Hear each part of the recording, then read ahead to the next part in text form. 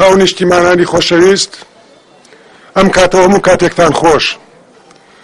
زۆر حەزم کرد لە ناو ئێوە لەو قەڵەباڵغیە بمامایەتەوە، بەڵام بەهۆی پچڕانی کارەبا و قەڵەباڵغی ناچار بوون کە شوێنەکە چۆڵ بکەین لە جێگایەک ترەوە قسەتان بۆ بکەم.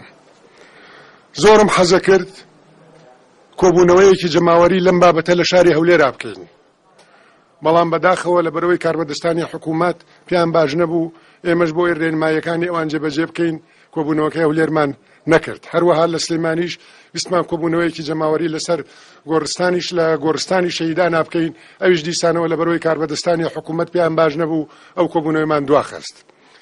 ئەم ئێوارەیە دوایین ئێوارەیە کە هەڵمەتی هەڵبژاردننی تیا بکرێ. زۆر سوپاسانەکەم بۆ هاتنەکەتان، زۆر سپاسی پەرۆش و حەماسەتەکەتانەکەم، سوپاسی هەمووتانەکەم کە لە چەند ڕۆژی ڕابردووە ماندوو بوون. لە پێش هەموو شتێکەوە سوپاسی ئەوتانەکەم کە ئێوە توانیتان بە ئازایەتی خۆتان و گەنجەکانی شارەکەتان ترس و تۆقاننی دەسەڵات پشتێنن. ومێدم وایە هەمیشە لەو پەری ئازایەتی و بوێریا بن و نەیڵن جارێکی کە گەنجەکانی ئێوە چاوشکێن بکرێن و لە ترسی دام و دەستگا سەرکوتکەرەکانی حکوومەت دەنگی خۆیان نەتوان بڵاو بکەنەوە. ڕۆژی 25 مانگ نقطەی وەرچەرخانە لە تاریخی سیاسی میلەتەکەی ئێمە.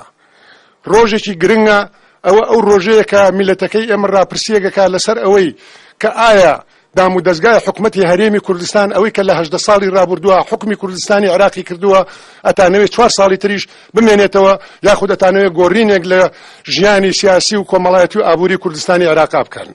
ئێمە ئەوانەین کە ئەمانەیە گۆڕین بکەین، پشتیوان بەخوای گەورە و ئێوە ئەی گۆڕین.